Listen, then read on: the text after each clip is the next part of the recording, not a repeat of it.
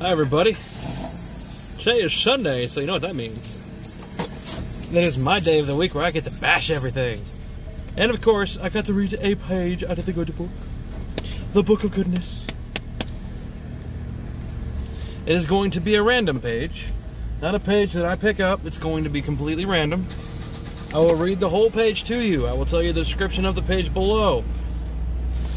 And on top of that, we will analyze it together. It is coming out of the Holy Bible, the New Living Translation, which means more shit was taken out of it.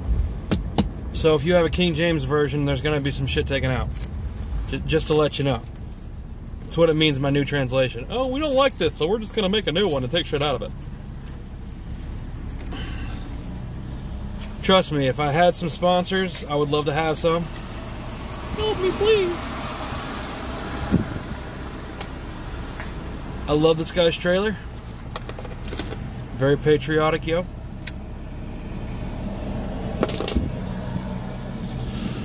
Well, this is the time of the day where I read a page out of the Bible. Just a random page from Exodus to Genesis. It does not matter. Genesis to Exodus, whatever. But before then, I usually talk a little bit, which is what I'm going to do now. We had another coronavirus talking. You know, he does it every day now. They've had more and more people contract corona up in National. They need to close the fucking place down, what they need to do. Because I'm sorry, these idiots, that's exactly what they are, they're idiots. They're not listening. Stay the fuck home. Come on, man. Don't go to social gatherings. Easter probably fucked you is what happened. It's a fake religious holiday. You can skip it for 1 year. Okay? It's like if this was happening during Christmas. I love Christmas because I love getting free shit, but I mean, come on. People are like, why do you celebrate Christmas if you're an atheist? Well, because it's fun. You get to see the family. It's the one day of the year where even if your family hates you, they're nice to you that day. It's like Sunday Christians on steroids. Trying to figure out what a Sunday Christian is. It's a guy who's nice to you only on Sunday. Every other day of the week, he's a fucking prick. There are women just like it too. They will be the nicest person to you on Sunday, call you your brother, call you my sister.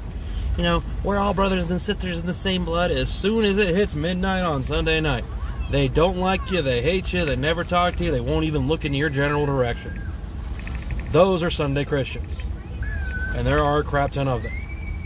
You hear those kids screaming? That's because parents are stupid and letting their kids out and play when this fucking virus is going around. That's on the parents. If your kid gets corona, that's your fault, dumbass. Oh, sorry. COVID-19. Alright. So, it is time for me to read a page out of the Bible. This is my second time doing this. Get an award Bible. People get awarded these things? Anyway. Like I said, I flipped through the page right in front of you. Stop it with my thumb. Looks like today's page is Proverbs. Proverbs 1. Let's see, 1 through 32. It looks 1 through 33. It looks like. Yep. Okay. The purpose of Proverbs. That's what this is. Oh, so it's giving you a reason why. One of their reasons why you should do Proverbs. Okay, these are Proverbs of Solomon, David's son, king of Israel. Their purpose is to teach people wisdom and discipline, to help them understand the insights of the wise. Their purpose is to teach people to live disciplined and successful lives, to help them do what is right, just and fair. These proverbs will give insight to the simple, knowledge and discernment to the young. Oh, discernment, my bad. I think my eyes are getting bad. Let's see. Let the wise listen to these proverbs and become even wiser. Let those with understanding receive guidance by exploring the meaning in the proverbs and parables, the words of the wise and their riddles. This is Proverbs 1:7.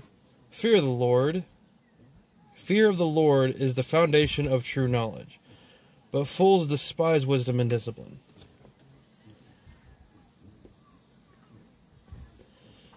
This title is A Father's Exhortation, Acquire Wisdom. This is Proverbs 1:8. My child, listen when your father corrects you. Don't neglect your mother's instruction. What you learn from them will crown you with grace and be a chain of honor around your neck. In other words, wear a cross. My child, if sinners entice you, turn your back on them. They may say, come and join us. Let's ride and kill everyone. Just for fun. Let's ambush the innocent. Let's swallow them alive like the grave. Let's swallow them whole like those who go down to the pits of death. Think of the great things we'll get. We'll fill our houses with all the stuff we take. Come throw in your lot with us. We'll all share the loot. My child, don't go along with them. Stay far away from their paths. They rush to commit evil deeds. They hurry to commit murder. If a bird sees a trap being set, it knows to stay away. But these people set an ambush for themselves. They are trying to get themselves killed. Such is the fate of all who are greedy for money. It robs them of life. This one is called Wisdom Shouts in the Streets. Wisdom shouts in the streets. She cries out the public square. She calls to the crowds along the main street, to those gathered in front of the city gate. How long, you simpletons? Will you insist on being simple-minded? How long will you mockers relish your mocking? How long will you fools hate knowledge? Come and listen to my counsel. I'll share my heart with you and make you wise. I'll call you so often, but you wouldn't come. Oh, I called you so often, but you wouldn't come. I reached out to you, but you paid no attention. You ignored my advice and reject the correction I offered. So I will laugh when you are in trouble. I will mock you when disaster overtakes you. When calamity overtakes you like a storm, when disaster engulfs you like a cyclone, and anguish and distress overwhelm you. When they cry for help, I will not answer. Though they anxiously search for me, they will not find me. For they hated knowledge and chose not to fear the Lord. They reject my advice and paid no attention when I corrected them. Therefore they must eat the bitter fruit of living their own way, choking on their own schemes. For simpletons turn away from me to death. Fools are destroyed by their own complacency, but all who listen to me will live in peace, untroubled by fear of harm. It has a little thing on the bottom of the page here, says Hebrew, or 1:8 Hebrew my son, also in 1:10:15. 1:12 Hebrew like Sheol, whatever the hell that means. Okay, that was this page right meow. All this right here. Okay. Let me mark this so I know that I've read it already. Bow. It's a book, remember. Anyway. Let's see, it says the purpose of Proverbs. These are the Proverbs of Solomon, David's son, king of Israel. Which, to be funny, is they think they may have found the skeleton of Solomon, the legendary Solomon, but there's no way to prove it. They found a body of a 6-foot character that, when they did studies on the body, would have walked with a limp, which according to the stories of Solomon, he walked with a limp. So, I mean, they may have not. I'm not going to discredit it because I have no idea. Alright. It says, in the second part of 1, part 2, it says, their purpose is to teach people wisdom and discipline, to help understand the inside of the wise. Okay. Purpose to teach people to live disciplined and successful lives. To teach people wisdom and discipline. What exactly is discipline in this book? Especially in this particular area. Is discipline meaning, is it physical discipline or is it mental discipline? You know, it even says in the beginning of Proverbs, these are parables. These are, what is that word?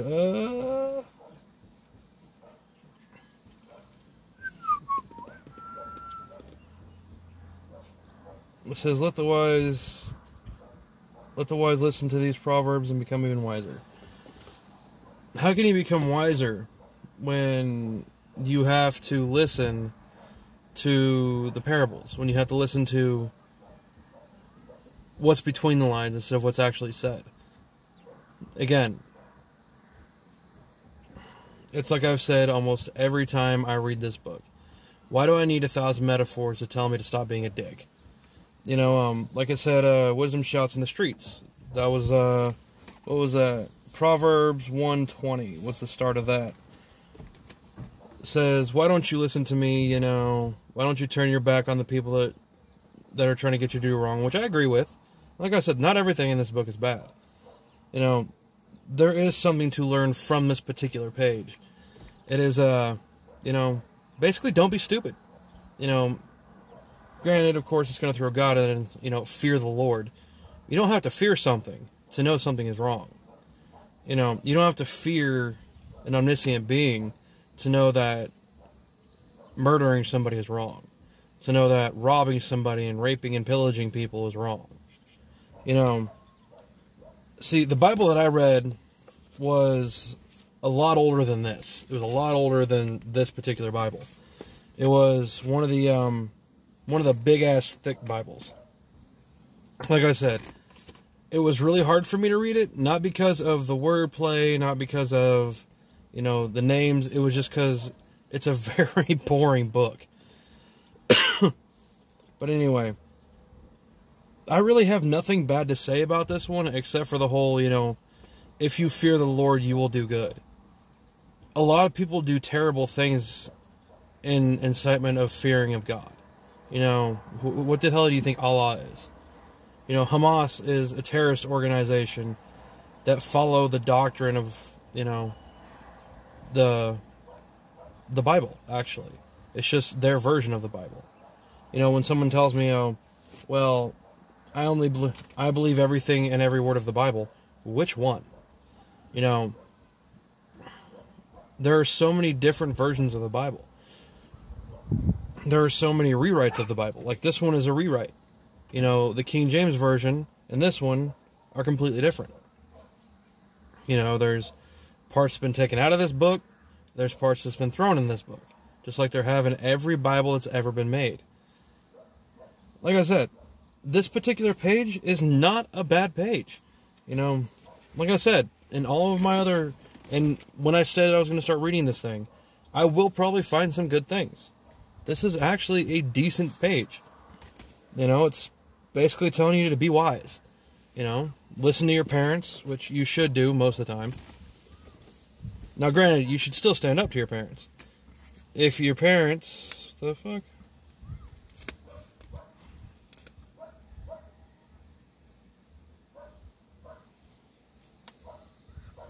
Okay. Sorry, they have a little disclaimer on the back of these smokes now. Again, I don't promote smoking. I just do it. If you want to smoke, that's your business. You want to drink, that's your business. Anyway, back to this book.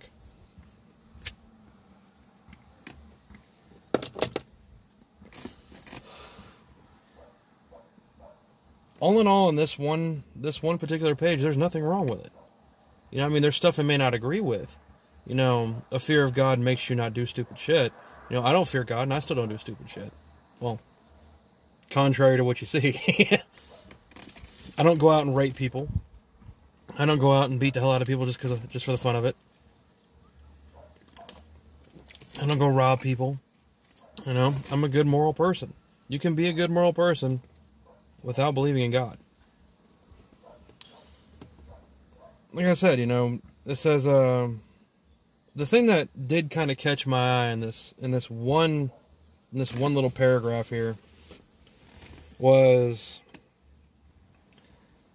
that she tried to give them advice. You ignore her advice. Here, I'll just read it to you again. It says, I'll just read the whole thing from Wisdom Shouts of the Streets. It says, wisdom shouts from the streets, she cries in the public square, she calls the crowd along the main street, to those who gather in front of the city gate. How long, you simpletons, will you insist on being simple-minded? How long will you mockers relish your mocking? How long will you fools hate knowledge? Come listen to my counsel, I'll share my heart with you and make you wise. How is someone sharing their heart with you making you wise? I mean, Charles Manson shared his heart with his freaking followers, and he wasn't wise, he was fucking insane. Okay, here's the next paragraph. I called you so often, but you wouldn't come. I reached out to you, but you paid no attention. You ignored my advice and rejected the correction I offered. So I will laugh when you are in trouble. I will mock you when disaster overtakes you. When calamity overtakes you like a storm, when disaster engulfs you like a cyclone, and anguish and distress overwhelms you. In that one paragraph, it literally destroyed everything she said in the previous paragraph. You know, if you are a Christian, the Christian way is to help people. You know, if someone mocks you and mocks you and mocks you, and then they turn around and they really need help, if you help this person, they're going to realize, because I've done this, people are going to realize that, you know, maybe we shouldn't have been picking on this dude. You know, we gave this guy shit, we gave this chick shit, we gave him so much hell, but they still found it in their hearts to help us. Now, I'm not saying forgive the fuck. I'm saying we should help our fellow man. You know, not only am I an atheist, I'm a humanist. You know, I believe in humanity. You know, I believe in order to evolve into a great nation, we all need to come together and love each other. Not love each other as in the biblical way. I mean, we need to stop the hate, stop hating each other for color, for not being able to speak a specific language, you know, for being from a different country. We need to stop all that.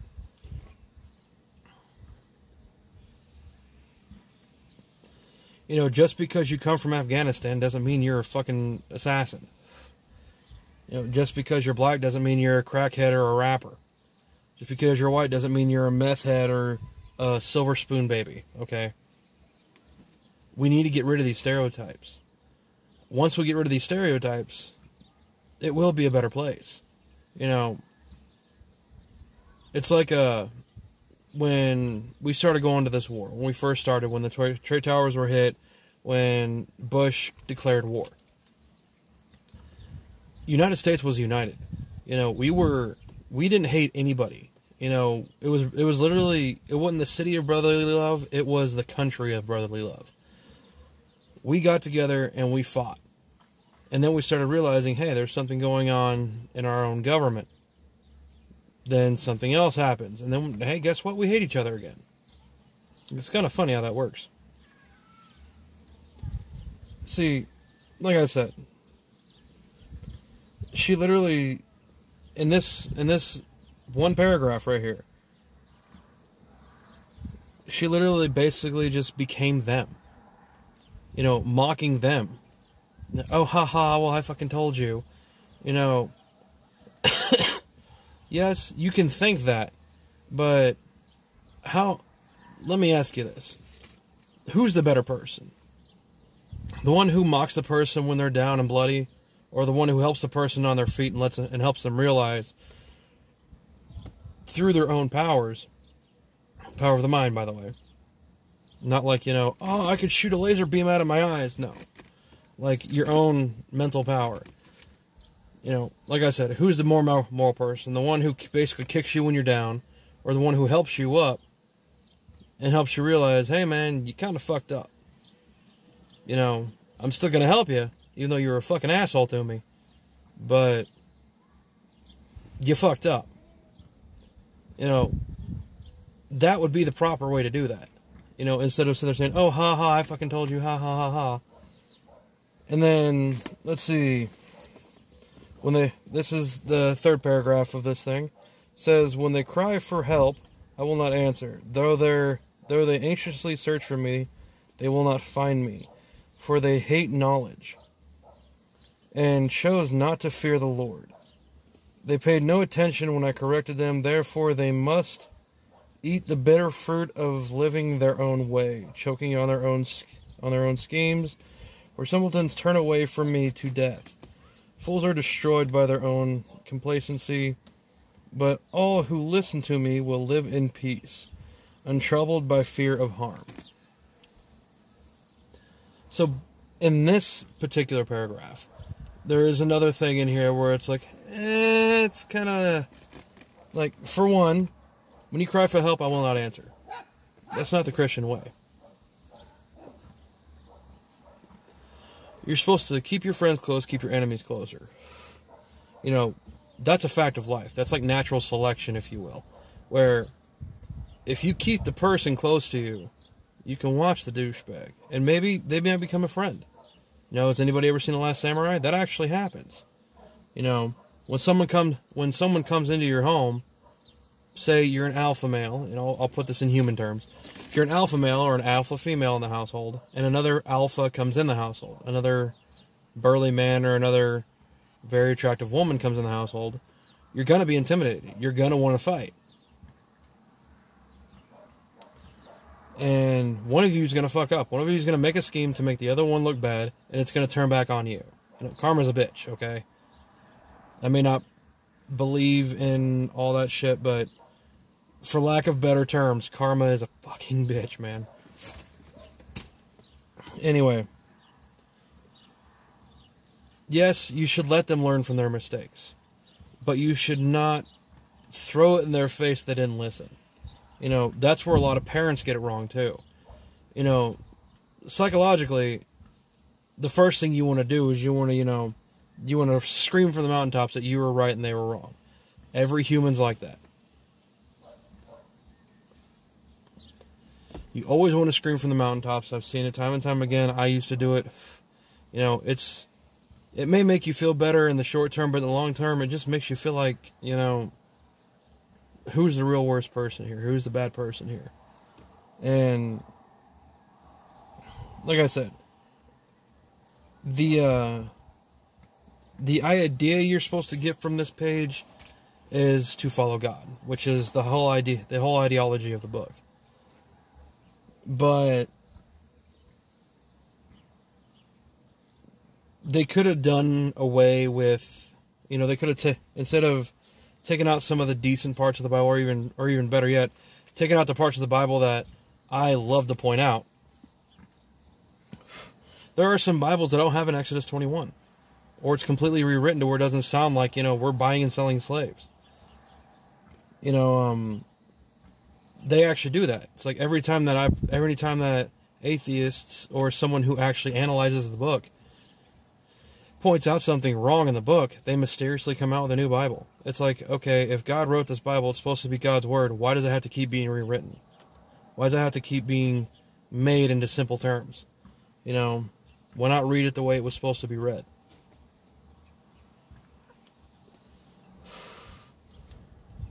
And like I said, man, a book is just a book. It's all it is. All this thing is, it's just a book. The ideology behind this page is basically follow God and you'll never do wrong. Bullshit. The Crusades, burning Salem witch trials, the slaughtering of Jews for no fucking reason besides the fact that they are Jewish.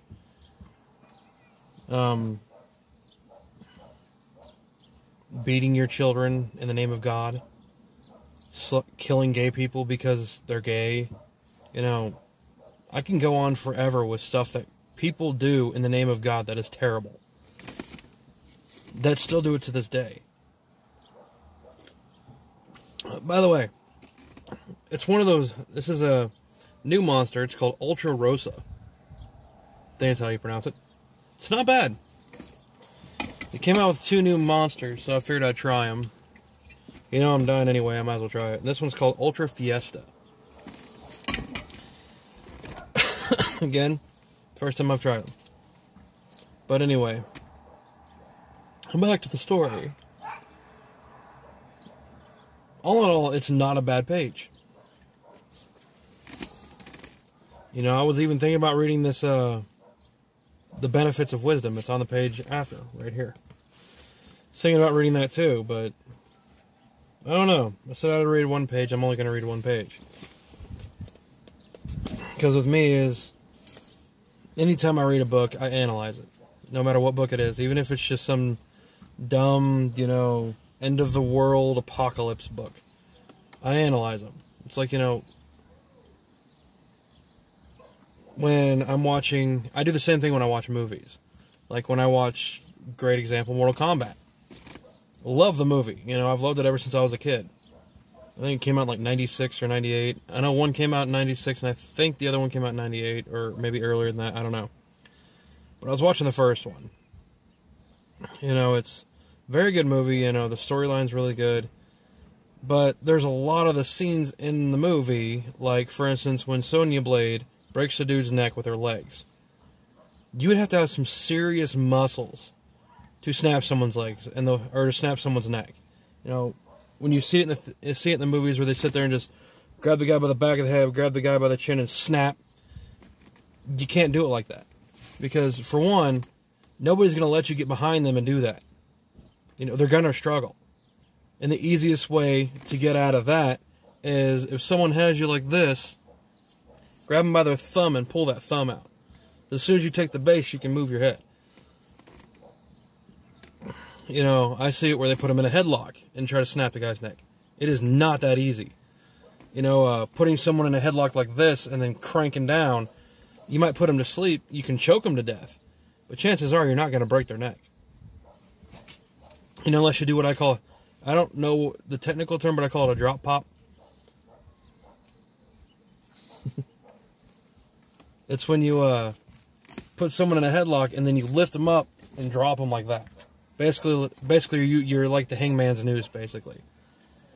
But anyway, it's neither here nor there.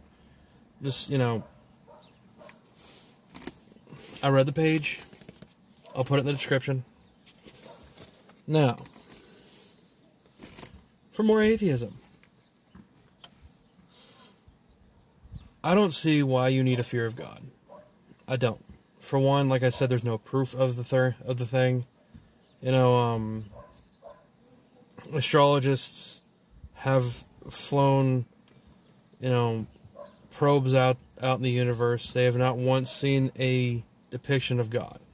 Now, they do have these things called the Pillars of Creation, which they're really cool. They're baffling. You know, they actually have pictures of them. They're very, very beautiful. You know, it's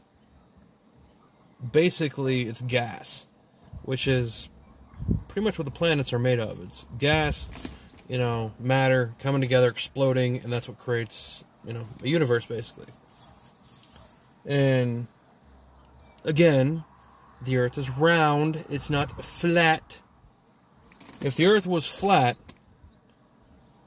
why don't sailboats just fall the fuck off the edge of the sea? If you try to sit there and say, oh, well, it's because the polar ice caps are walls. When you get there, you can't come back. I've seen plenty of people that have been to the polar ice caps and came back. You won't get shot for you know, sailing a boat over there. You don't get shot for flying over there. You just can't put military there. That's what the, I think it's called the Antarctic Agreement or the Arctic Agreement. That's what that was for. That agreement was so we can't put military bases down there. Nobody can. I'm not saying they haven't. We just don't know about it if they did. Now, I'm going to mark my page so I can put it in the thing below. Anyways.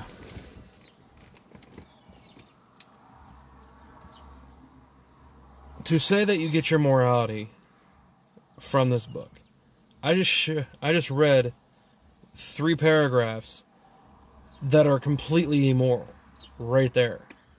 And that was out of a random page. You saw me do it. Flip, stop. It's what I do every time.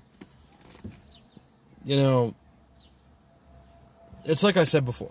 Who is the real moral person here? The one who does a good thing because they're scared shitless of a possible deity destroying them? Or the person who just does good stuff to be a good person? You know,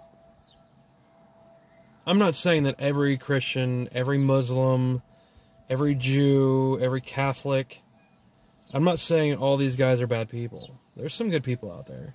You know, some of my family members who are very religious people are very good people. You know, I mean, for one, they put up with my ass. And like I said, I'm very outspoken, as you have not noticed. I am a very outspoken atheist. And I will take on any challengers. I've said this before. I will say it till the day I die. If I lose the challenge, I'll re-challenge. And I guarantee I'll probably beat you the second time. But again, if you're going to challenge me, you got to bring evidence, not me. Like I said before, science does not say it knows everything. Religion does. For the things that science has not been able to comprehend yet, if you will, that's where everybody's like, oh, well, we'll put the God of the gaps in. You know, like saying, why are we the only Goldilocks in the only Goldilocks zone? Why are we the only planet that seems to have intelligent life? So far. Again, science has not been able to... I mean, yes, we're far enough away from the sun to where we're not going to burn into a crisp like Mars. And we're not too far away like Pluto where we'll freeze. So that's the Goldilocks zone right there. Now, so that part has been explained. But yeah, there's a lot of stuff that we can't explain. Like, how does a sperm cell get into an egg to create life? No, how does it create life? We haven't been able to figure that out yet. We're working on it. I guarantee in the next couple of years, I'd say about the next decade even, you know, after this COVID-19 shit's over with, when science goes back to normal, we'll probably find out a way. But here's the problem. Are they going to be able to say anything? Because the only people who get Pulitzer Prizes and Nobel Prizes are people who are scientists who say a nice thing about religion. And that's fact. That's not bias, that's fact. You know, I'm not going to say a nice thing about religion. I'm not saying that religious people are bad. I'm saying religion in itself is terrible. You know, you're literally putting yourself into a group. This group automatically hates this other group. And everyone's like, oh, I don't hate him. I don't really? You don't hate him? Would you go to Afghanistan to preach the Bible knowing that you're probably going to get shot within the first week you're there? Probably not. Would you actually sit down with somebody who is a Satanist and talk to them about their religious faith and not get mad at them for the way they believe? Probably not. Like I said, I've met Satanists, but I've never actually sat down and talked with one. Now, from what I've heard, they're really nice people. You know, Satanists, from what I've gathered, they don't actually worship Satan. You know, in order to be a Satanist, you just don't have to believe that God is your savior. So I guess, in a way, I am a Satanist. Now, with that being said, I know people are going to take that out of context and say, oh my God, he's a demon, oh, that's why he's atheist. No, genius. If I was a demon, I couldn't sit there and say God is not real. I could not sit there and say that Satan is not real. You know, I'm sorry, but none of it's real. for the fact that there's no evidence. Like I said, if there was actual tangible evidence, not what you thought you saw in your brain, or what you thought you saw in the sky, you hallucinating fuck. Actual tangible evidence. Something you can experiment on. That's evidence. You know, if it can't be scientifically proven, then, to be honest, it's unprovable, which means it's probably not true. Great example. How many of you Christians out there believe in fairies? How many of you believe in ogres?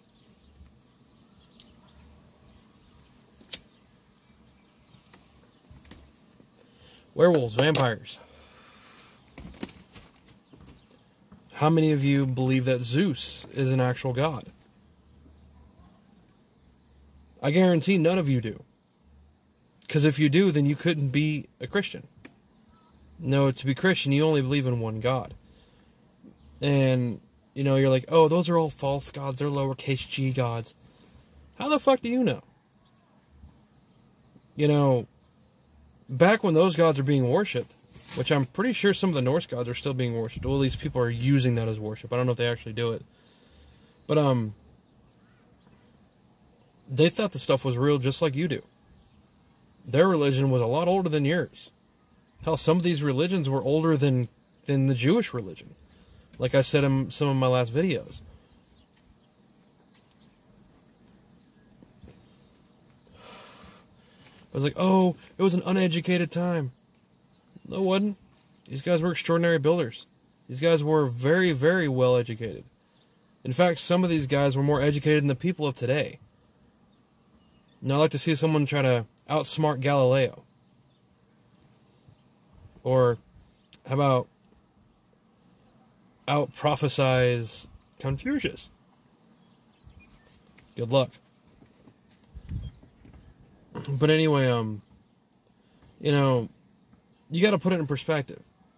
You say your God's real. They said the same thing about their gods. They worship their gods. You know, they feared their gods just like you fear yours. You know, there were demigods, aka Hercules and all these guys. Hercules, Achilles, what's his name? Jason. No, there's a lot of them, okay? You guys have one demigod. Jesus. Their demigods were warriors. Yours was a peaceful 5'6" Jew in a sheet, okay, with sandals on. Kind of sounds like a hippie.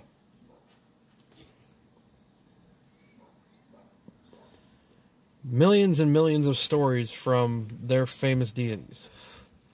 You have one. And granted, yes, we proved that Poseidon doesn't control the sea, that it's the moon. You know, lunar cycles are what controls the tides. We proved that. You know, they used to have gods of wind. They used to have gods of fertility. You know, it was Aphrodite and Venus. You know, they had all these different gods. As long as humans have been around, there have been trillions and trillions of gods to explain away stuff that they did not understand at the time. You know, and eventually they kept getting down to, you know, not believing in any of them, all except for one. What makes this one any better? You know, is it because you fear the fact that you should live your life to what you want? Not because of what some deity says? And yes, it is a deity. You know, they say, and it's funny too. And in the Ten Commandments, it says, thou shalt not worship idols. You wear crosses around your necks. Some of people actually kiss their crosses. Statues of Jesus. Pictures of Jesus. Pictures of David. Pictures of Mary holding Jesus. Which is an exact copy of the pictures of what they drew in Egypt way before this whole thing happened.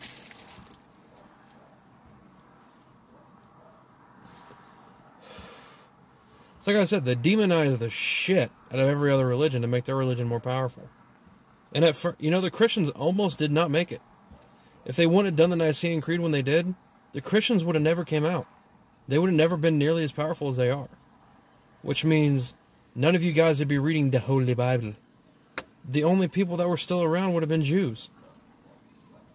You know, and Jews basically would have just been staying in that one part of the world.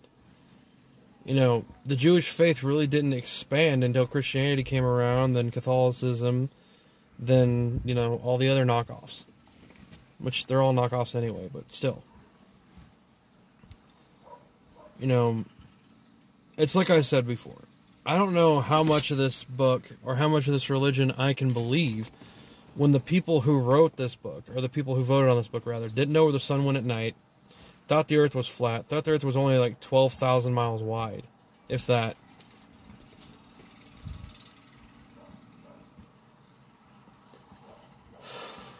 They didn't know about Native Americans on the other side of the planet. They didn't even know that there was an America, okay? I mean, some of them did. You know, the Vikings did. Because the Vikings sailed here way before anybody else. And, of course, you know, there's the rumors of the Knights Templar who came through with the Ark of the Covenant, which is supposed to have, you know, the Ten Commandments and blah, blah, blah. You know, there's actually a stone, I think it's in Georgia, that actually has writing from the Templars. As the Templars would write on stones to mark where they've been.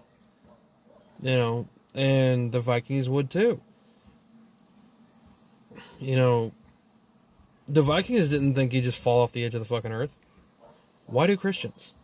Or why did Christians, rather? Because they were not educated. You know, Vikings lived longer than the Christians did. Mainly because they were a lot more nourished. You know, they actually ate something. They didn't walk around and kiss the dirt and pray to God 15 times a day. Granted, they were warrior people. And I was talking to a Christian buddy at work the other day, and I was like, what if Goliath was a Viking? You know, if you're anywhere between 5 foot to 5'6", anybody over 6 foot's going to be a giant. What if he was a Viking? You know, Goliath does kind of sound like a Viking name. Very, very, very, very, very little amount sounds like it, but it does. And I also poked holes in the whole David and Goliath theory. David was 5'6", maybe. You know, that was like the height of the man back then. 5 foot to 5'6" was the tallest they got. Goliath was supposed to be like, what, 9'9"? This kid flung a rock and hit him in the forehead. Goliath was supposed to be a war person. You know, he was supposed to be a warrior, right? Supposed to be full of body armor and everything. Which is, according to the story, he was a warrior. He had body armor, which would, in fact, tell that he also had a helmet. Most helmets of the day had a straight line that went down past the nose to cover getting hit in the forehead and dying. So how the hell does this rock hit him in the forehead and kill him if he had a helmet on? Like, if you go by the actual way people dressed in the times, every helmet had that line right there. Had a steel plate that went down here past your nose. Some of them covered your whole face. If you want to be intimidating, you'd usually get the whole face cover. Pros and cons of that. Number one, you can't really see that much. There's all you have these lines that you can see through. Or you have a little visor you can see through. So basically you're wearing a headdress that the women are forced to wear in Afghanistan, Iraq, Kuwait, and all that. The Middle East, if you will.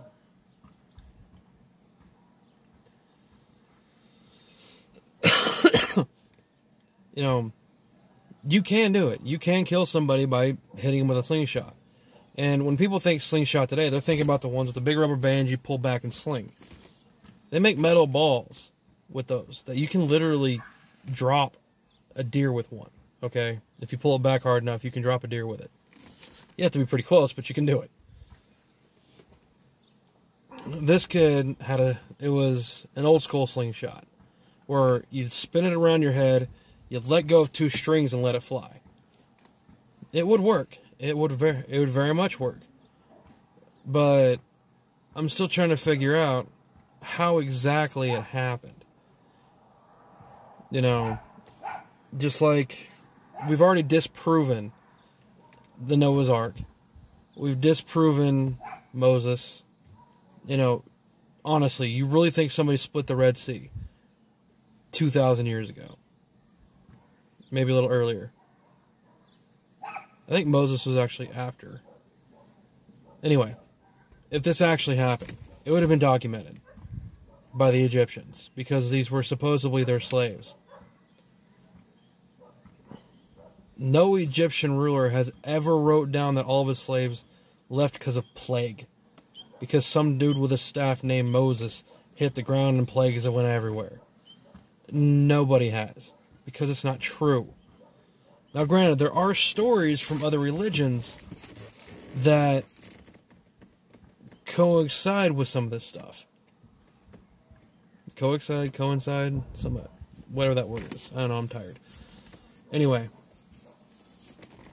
there are some stories that were ripped from other religions that were put in this book. Like the flood. Like the Moses one. His name wasn't Moses. He didn't split the Red Sea. He didn't even split a sea, but he did free his own brothers and sisters. But this guy was actually a slave. It was basically Django Unchained, just with Jews instead of... I don't think they were Jews. I think they were Shittites. I don't remember. It's a very, very old story. You know, I came across it one night when I was researching. But, you know, do you really want to be educated? Like what this chapter was trying to tell you. You really want to be an intellectual person.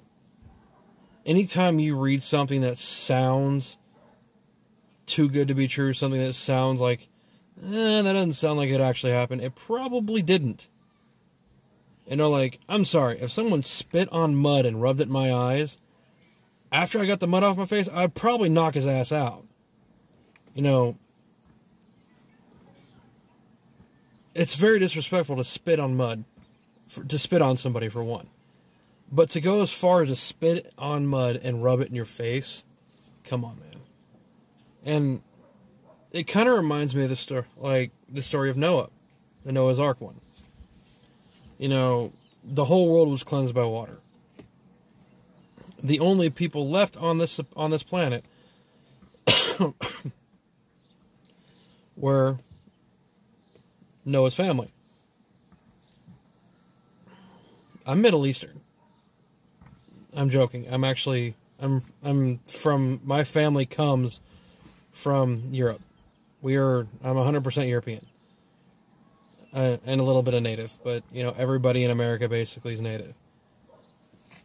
Or has some kind of Native American in them somehow. You know, my whole family, we're European mutts, okay? With a kick in the nuts of Native American. But, if I were part of Moses' family, for one, that would mean every person can trade their family back to that one family. Which would literally mean we all share the same blood. We don't. If someone has O negative blood, they can't take A positive blood. It'd kill them. You know, it's a fact of life. It's a fact of science. You know, someone says, "Oh, we're all brothers and sisters." Okay, don't get married. Because in your eyes, that's your sister. You nasty. Anyways, I read the page, like I said I was going to. It's about in the middle of the book, it looks like. This was my Sunday special. Wasn't nearly as entertaining as the last one, but hey, whatever. Y'all have a great Sunday. I'm going to get off here. I got stuff to do. So I was just sitting in my car and talking. Again, like, comment, say whatever you want to say. I will reply. If you have not noticed, I reply to everybody who says something about this. I'm going to try to go YouTube Live sometime. Or not YouTube Live, but Facebook Live sometime. If that goes well, I might start actually giving you guys my Facebook account and all that. But anyway, you guys have a great day. Yeah, have fun.